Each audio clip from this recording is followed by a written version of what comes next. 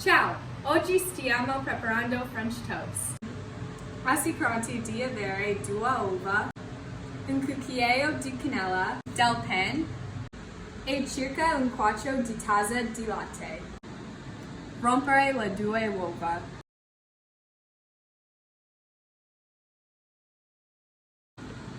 Quindi aggiungi la cannella.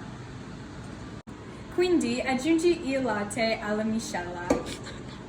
Mescola tutti gli ingredienti. Successivamente immergi il pan. Quindi cuoci il pan su una padella a fuoco medio.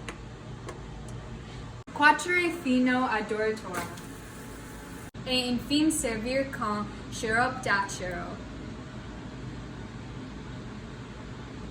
Buon appetito!